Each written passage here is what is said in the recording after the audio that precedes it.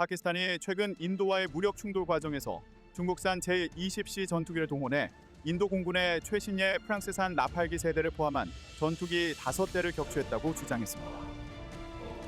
최근 카슈미르 상공에서 인도와 파키스탄의 4.5세대 전투기들이 맞붙는 사건이 발생했다. 2000년대 이후 F-22 랩터를 필두로 한 스텔스기들이 등장했지만 여전히 4세대 전투기들이 주력을 차지하고 있다. 한국 공군 역시 4.5세대급으로 평가받는 KF-21 보라매를 개발하여 미래전에 대비하고 있는데 현대전에서 빠질 수 없는 전력으로 자리 잡은 4세대 전투기의 역사와 미래청 사진은 무엇인가? 뉴스멘터리 전쟁과 사람에서 지금 바로 시작합니다. 전쟁 없는 세상을 꿈꾸기에 전쟁을 연구합니다. 안녕하세요. 뉴스멘터리 전쟁과 사람 허준입니다. 안녕하세요. 윤지연입니다. 오늘 함께 하실 두 분 모시겠습니다. 진격의 아재 김동경님 그리고 태상호 기자님 나오셨습니다. 어서 오세요. 안녕하세요. 반갑습니다. 우리 스튜디오에 굉장히 오랜만에 새로운 분이 오셨어요. 네. 본인 소개 일단 좀 부탁드리겠습니다. 네, 안녕하세요. 저는 밀리터리 커뮤니케이터로 활동 중이고요. 진격의 아재고고 김동경입니다. 좋습니다. 오늘 모셨기 때문에 실제로 파일럿으로 활동하고 있기 때문에도 이 하늘에서에 있는 이야기를 굉장히 재밌게 풀어주지 않을까 하는 기대가 됩니다. 이제 오늘 새롭게 이야기할 부분이 바로 4세대 전투기에 대해서 자세하게 파헤쳐 볼 겁니다. 근데 우리가 이제 뭐 1세대, 2세대, 3세대, 4세대, 특히 요즘은 4세대, 4.5세대, 5세대 이렇게 이야기가 나오는데 이거를 구분짓는 기준은 뭔가요? 우리가 젊은 층을 구분할 때 X세대, MZ세대 이런 식으로 나뉘는 기준이 있잖아요. 항공기 역시 마찬가지입니다. 프로펠러로 돌아가는 비행기였을 때는 항공기의 급격한 발전이 별로 없었어요. 그런데 엔진이 제트 엔진으로 바뀌면서 거의 막 매년마다 뭔가 새로운 기술이 나오고 급격한 발전이 있는 거예요. 지금도 말하는 사람들마다 나는 이 기준이고 저기는 저 기준이다 이러면서 약간 상이하긴 하지만 그래도 대부분 이야기하는 기준에 대해서 제가 말씀을 드리겠습니다. 네. 먼저 말씀하신 1세대 아음속 제트 전투기 세대라고 합니다. 기종으로 이야기하면 6.25 때 전투를 벌였던 F-86, 미그-15, 미그-17과 같은 제1세대 전투기들이라고 보시면 되고요. 네. 그때는 아직도 시야 범위 내에서 교전을 하고 레이더를 사용하지 않는 그런 전투기였고 대부분 아음속 영역에서 활동을 하는 그런 기체들을 뜻했습니다. 그때 제트 전투기가 처음 나타난 이유는 프로펠러 전투기 엔진들이 거의 한계에 다다릅니다. 이제 이걸 어떻게 뛰어넘을 수 있을까 해서 고안을 했는데 재미있게도 독일에서 처음 고안을 합니다. ME-26이라고 그 항공기를 모태로 해서 미그-15, F-86이 발전하게 되죠. 엄마 아빠가 같은 거죠. 쉽게 얘기해서. 예. 그 뒤에 2세대 전투기가 생겼습니다. 네. 2세대기의 특징은 물론 제트 엔진에 공대공 레이더, 적외선 및 반능동 미사일을 갖춘 기체들이 사용이 되기 시작을 다 해요. 맞췄네요 벌써. 예. 그런데 3세대기의 특성을 말씀을 드리면 이래서 세대가 바뀌는구나 라고 생각을 하실 거예요. 네. 대표적인 기체로는 F-104, F-5, 미그-19, 미그-21 같은 전투기들이고요. 그리고 RWR, 레이더 경보 수신기가 도입이 돼서 이제 적이 나를 노리고 있으면은 경보를 삐삐삐삐삐 해줍니다. 그리고 전투기 성능 자체도 발달을 해서 평비행에서 초음속 속도를 마침내 달성을 하게 됩니다. 자, 왜 그런 일이 발생을 하냐면 네. 프로펠러 항공기에서 제트 항공기로 넘어와도 첫 번째 요격을 해야 돼요. 적의 폭격기들을. 근데 냉전이 지났잖아요. 냉전 시대잖아요. 적의 폭격기들이 엄청나게 발전을 합니다. 그리고 여기서 레이더는 엄청 다목적 레이더가 아니라 폭격기만 잡고 거기에 거리를 알고 언제까지 가서 나는 쟤를 요격을 해야 되는 간단한 레이더들이 들어가죠. 거기에 미사일도 폭격기를 잡고 해서 그래서 수평에서 속도에 집중을 하게 됩니다. 폭격기 속도가 빠르거든요. 네. 그래서 이 세대 전투기들이 날개가 작고 속도에 민감합니다. 또 이제 3세대. 그렇죠. 이제 네. 3세대로 가는데 이 시대 기체들의 특징은 항전 장비가 향상이 되고요. 무기 시스템도 크게 개선이 됩니다. 대표적인 기체로는 미그-23, F4 팬텀, 우리가 잘 아는 얼마 전에 우리 군에서는 퇴역을 했죠. 드디어 레이더가 성능이 좋아져요. 전에는 뭐 시력이 1.0이었으면 이제는 2.5 이상 도플러 레이더라는 게 장착이 됩니다. 그리고 룩다운, 슛다운 기능이 생기게 됩니다. 그러면서도 미사일 기술도 좀 더 발전이 돼서 미사일 역시 장거리 투사가 가능한 스페로 미사일 같은 미사일도 점점 장착이 되고 쓰이게 되는 거고요.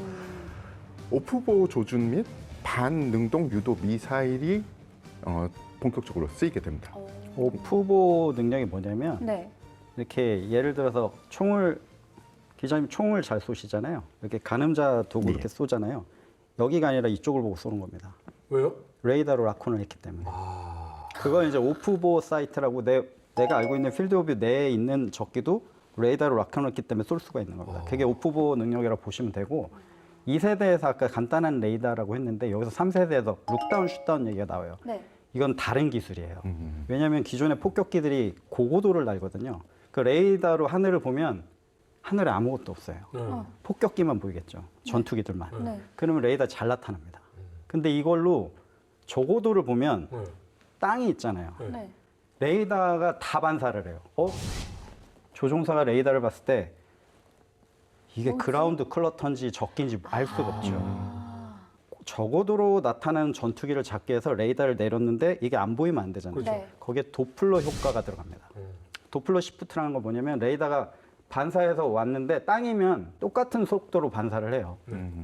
진행 거리가 똑같으니까. 근데 거기에 속도가 다른 물체가 들어오면 얘는 반사된 물체가 다른 속도로 들어오죠. 그걸 알아내는 겁니다. 그리고 움직이지 않는 거는 너는 없어져라. 죽어버려요. 네. 그럼 요 비행기 하나만 딱 나타나는 거예요. 잡았다 이놈. 예, 룩다운 하고 그 그라운드 무빙 타겟, 뭐 그라운드 아니고 무빙 타겟 인디게이터라고 얘기를 하는데 그런 전투기들이 나타나서 하방 공격이 가능해지는 거예요. 이게 큰 기술의 차이점입니다. 그럼 이제 그걸 보완한 게 4세대겠죠? 맞습니다. 네. 4세대는 1970년대부터 1980년대 후반까지에 생산된 기체들이 대부분 그 대표적인 기체들이에요. 1970년대, 80년대 대표하는 기체는 보면 미그 29나 아니면 수호 27, 그리고 FA-18, F-15, F-16 같은 기체, 그리고 프랑스의 미라주 2000 같은 기체를 들 수 있죠. 플라이 바이 와이어라는 기능이 여기서 처음 들어가는데 이름을 들으면 플라이 바이 와이어 줄로 땡기나 이렇게 생각되시잖아요. 처음에는 아날로그식 플라이 바이였다가 나중에 디지털식이 됩니다. 그게 뭐냐면 네. 그 전에 비행기는 2차 대전 비행기들은 그냥 사람 힘으로 당겼다 보면 돼요. 근데 속도가 늘어나면 고속에서 쉽지 않아요. 그래서 거기서 유압식이 조금씩 들어가요. 그 2세대까지도 거의 유압으로 사람의 힘을 대신해서 유압 3000 psi 유압이 얼마나 세냐면 유압을 손으로 맞으면 손이 날아가는 정도로. 그러니까 그 정도의 힘으로 항공기 날개면을 잡고 있는 거죠. 네. 어떻게 비행을 하기 위해서. 네. 근데 그러다 보니까 이 유격도 크고 사람이 할 때는 어느 정도 오차가 있거든요. 네네. 그거의 에러를 마진을 최소화하기 위해서 살짝만 움직여도 기동이 빠르게 돼요. 그게 플라이 바이 와이어 시스템입니다.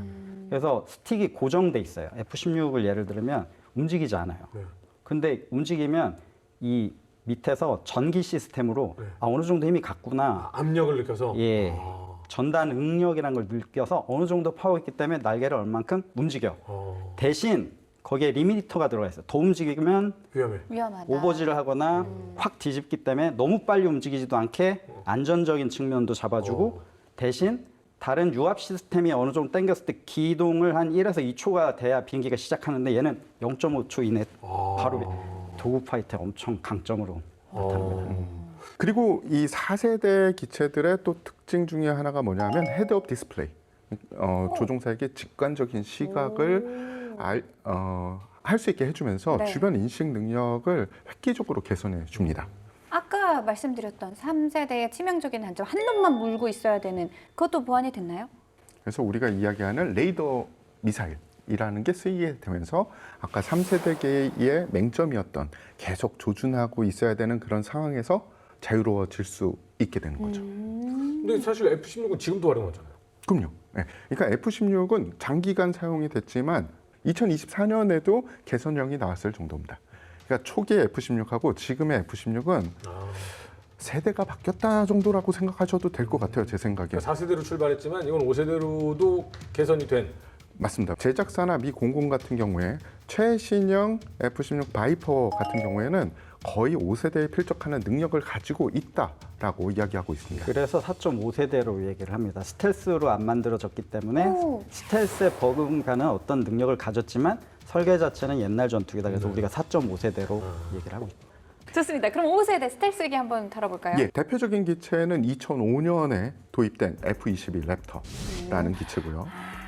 예, 곧이어서 F-35가 나왔고, 그리고 수호이의 팍파가 나왔고, 그리고 중국에서도 제20이라는 기체를 5세대 기라고 이야기를 하고 있습니다. 네.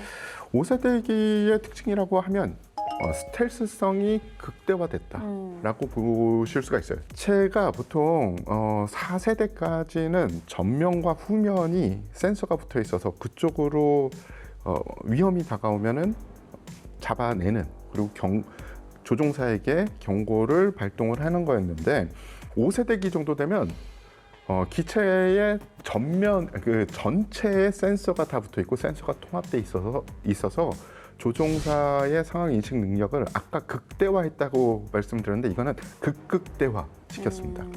4세대기와 5세대가 붙는다라고 하면 특수한 상황을 제외하면 수치적으로 보면 5세대기가 이길 수밖에 없는 그런 상황이고요. 타고난 네트워크를 통해서 정보 역시 수집 및 공유가 가능합니다. 즉 내가 가지고 있는 정보를 나 혼자 아는 게 아니라 주변 기체들한테 다 뿌릴 수 있고요. 대부분 A사 레이더 혹은 A사급 레이더를 가지고 있는데 이 레이더가 기존 레이더와 얼마나 획기적으로 다르냐 하면은 부분적인 조기 경보 통제기의 역할도 할 수 있다라고 할 정도입니다. 근데 왜 이렇게 4세대 전투기들이 아직도 그 여러 국가의 영공을 지키고 있는 걸까요? 4세대, 4.5세대, 5세대 이렇게 나오는데 사실 4세대하고 5세대가 맞죠. 근데 4세대 전투기를 운영하는 국가들이 있다가 갑자기 랩터, F-22 5세대 전투기가 딱 나타났죠. 그런데 이 비행기를 하나 만들면 성능이 좋잖아요. 그렇죠. 가격이 엄청납니다. 그리고 운영 유지비가 천문학적입니다. 제가 그 공군의 보고서, 미국의 공군의 보고서를 봤어요. 네. 네, 5세대 전투기의 획득 및 운용 비용이 4.5세대 3배입니다. 미공군 전략 문서인데요. 그거를 봤을 때 지금 평화의 시대가 도래되고 있는데 냉전기가 아니잖아요. 국방비를 우리가 계속 그 정도로 투자를 해야 되느냐 이런 딜레마에 빠지죠. 그리고 동맹국의 상황을 한번 보셔야 돼요. 동맹국하고 정치적 상황. 우리는 5세대인데 우리가 이 5세대 전투기를 동맹국한테 줄 수 있을까? 아, 동맹국 약한데 경제력도 약하고 그러면 4.5세대로 업그레이드하는 방향. 왜냐하면 그 동맹국들은 4세대를 쓰고 있거든요. 4.5세대로 업그레이드하는 방향으로 주되 유사시에는 우리의 5세대가 지원을 할게. 이런 방향으로 일단 전략적으로 가는 게 있습니다. 예를 들어서 F-35 한 기가 구입을 할 때 네. 8천만에서 1억 달러. 근데 F-4.5, 바이퍼 F-16 2천만에서 3천. 그러면 돈 없는 나라들은 차라리 비행기 4대를 사는 게 낫지 않겠느냐. 대신 미국이 지원해줘. 예, 그런 식으로 동맹국의 문제도 좀 있습니다. 그리고 스텔스기라는 건 사실 공격적 측면이 강한 거지 방어적 측면 할 때는 4.5세대를 해도 큰 문제가 없다라는 좀 그런 판단을 얘기가 하는 있죠. 거죠. 대부분의 이제 지금의 스텔스 이제 많은 밀리터리 덕후분들이 스텔스 최고야 이렇게 얘기를 하시는데 그리고 저게 중심부에 가서 위협할 수 있느냐 없느냐 그렇죠. 전략 무기거든요. 근데 전략 무기를 가지고 전술에 쓰려면 얘기가 좀 달라요. 스텔스가 한번 뜨기 시작하면 도료가 벗겨져요. 그렇죠. 칠해야 되죠. 정비해야 되죠. 띄우는 것 자체가 돈입니다. 그래서 차라리 4세대를 4.5세대로 업그레이드해서 씁시다. 이게 현실적인 방안이 되겠죠. 그럼 말 나온 김에 예. 이 4.5세대, 4세대의 등장 배경부터 다시 한번 좀 짚어보도록 할까요? 예. 항공기의 제트 엔진 시대가 도래가 되면서 속도는 빨라지지 않았습니까? 게다가 미사일이 점점 발전을 하고 있으니 이제는 미사일로 공중전은 하는 시대다라는 게 미 해군과 미 공군 쪽에서 처음에 나왔고요.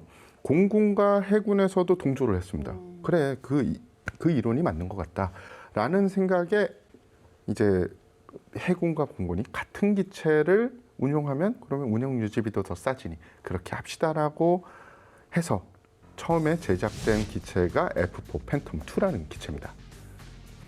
그런데 여기에는 또 그럼 근거 없는 그 주장은 어디서 왔냐라고 이야기할 수 있잖아요. 근데 근거가 없진 않습니다. 1958년에 금문도를 두고 진만 이 포격전이 벌어집니다. 중국과 대만 사이에 벌어졌는데 포격전만 이루어진 게 아니라 공중전도 그때 당시에 벌어졌어요. 기체가 어떤 기체였냐? 중국 쪽은 미그 17 혹은 미그 17의 중국 버전인 J5, 뭐 거의 같은 대등소이한 기체라고 보시면 되고요. 그리고 대만 쪽은 F-86F를 사용을 했습니다. 기체 성능으로 보면은 소련제 기체인 미그 17이 더 좋았습니다. 그런데 대만군은 숨기고 있는 비밀 병기가 있었어요. 미국에서 비밀리에 건네준 사이드 와인더라는 미사일이 있었어요. 그런데 중국 쪽은 기관포뿐이 없었던 거죠. 그래서 공중전이 벌어졌는데 결과가 어떻게 됐느냐?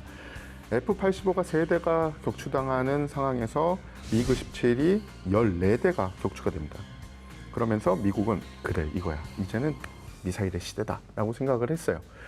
그런데 그 상황을 자세히 보면 14대 중에 4대만 미사일로 격추됐고 나머지 기체는 대부분 기관포로 격추가 됐습니다. 근데 이러면은 파일럿들이 잘 쏘시네. 그렇죠. 결국은 열세인 기체를 가지고 잘 싸운 대만군 파일럿이 전투를 승리로 이끌었는데 미국 입장에서 보면 뭐냐면 미사일로 4대가 격추됐으나 미사일이 발사가 됐으니까 중국 기체가 정신없는 사이에 공중전이 벌어져서 기관포로 했으니 이건 그냥 미사일의 승리야라고 생각을 한 겁니다. 그건 미사일의 승리가 정신 승리 같은데. 그러니까 약간 그러니까 꿈보다 해몽 같은데요? 이제는 기관포 자체는 구시대 유물이기 때문에 기관포는 빼고 제작을 하자라고 해서 처음에 초기형들은 기관포가 없는 채로 도입이 돼서 그 바로 뒤에 벌어진 베트남전의 실전 투입이 되게 됩니다. 아니 근데 금문도에서 공중전을 한 것은 미사일로 격추된 것보다 기관포로 격추된 게 더 많은데 미사일이 이렇게 활약을 하잖아. 그러니까 기관포 떼고 미사일만 달자. 이렇게 돼가지고 그걸 베트남전에 투입을 했군요. 처음에는 미사일이 많은 일을 해주겠지라고 생각을 했는데 거기에는 2가지 문제가 있었습니다. 어허. 하나는 미사일 자체가 첨단 무기이기 때문에 굉장히 예민하고 민감했어요. 근데 이거를 육로 운송을 하다 보니까 베트남이 도로가 그렇게 잘 돼 있지 않습니까? 네. 기체에 부착하기 전에 벌써 센서가 파괴된 채로 도착을 한 겁니다. 그래서 불량률이 너무나 높았고요. 또 다른 문제는 미군이 미사일을 발사하니까 북베트남군이 처음엔 당황했지만 이후에는 미군의 교리를 잘 연구를 해서 회피하는 전술을 연구를 하기 시작을 한 겁니다. 그리고 또 미군 내에 문제도 있었어요. 처음으로 멀티롤, 그러니까 다목적 기체를 도입을 하다 보니까 조종사들 교육하는 커리큘럼 자체가 예전에는 공중전이 많은 부분을 차지했다면 이제는 배워야 될 게 너무 많았던 겁니다. 공대공 전투는 물론이고 공대지 폭격까지 너무 많은 교육을 받다 보니까 공대공 전투에 대한, 그러니까 공중전에 대한 특화된 교육이 점점 사라져가게 된 거죠. 도그파이트를 왜 발견하고 쏘고 빠져 이렇게 했었으니까. 그렇죠. 좀 되게 너무 안일하네요. 예, 안일하게 됐다고 네. 볼 수 있는 겁니다. 그런데 정말 재미난 거는 아까 소련이 미국의 불발된 미사일 가지고 미사일을 개발했다고 하지 네. 않았습니까? 네. 그걸 보고 이거네, 미래는 이거네 하고 소련도 똑같은 결의를 소련이 뒤따라오기 시작하는군요. 맞습니다. 바로 뒤에 붙어서 가게 됩니다. 그래서 소련 역시 기관포가 장착되지 않은 기체를 사용해서 미사일을 그 기체에 장착해서 몇 번의 요격 작전에 투입을 시킵니다. 근데 그 결과 자체가 그다지 좋지 않았다고 합니다. 그래서 소련에서도 야, 이 미사일이 아직까지는 쓸 물건이 아닌가라는 생각을 한동안 하게 됐다고 해요. 자, 이제 미국과 소련 베트남전의 실전 상황 했죠. 그럼 중동에서는 잘 쓰였을까? 중동 쪽을 좀 알아보겠습니다. 네. 중동에서도 비슷한 사례가 발생을 해요. 다음 이야기. 미국이 도그파이트의 중요성을 느끼던 중 때마침 미 공군에서는 전투기의 역사를 바꾼 에너지 기동성 이론을 발견하게 된다. 에너지 기동성 이론을 통해 미국은 4세대 전투기 개발에 박차를 가하고 그 결과 F-15를 개발하게 된다. 4세대 전투기의 대표작 F-15는 다양한 실전에서 성능을 입증한 뒤 4.5세대로 개량형으로 파생된다. 하지만 대형기인 F-15의 비싼 운영 유지비로 미국은 현재 서방의 수적 주력기 F-16을 개발하게 된다. 순수한 에너지 기동성 이론의 구현체로 불리는 F-16의 성능과 특징은 무엇일지 4세대 전투기의 역사 2부 많은 시청 바랍니다.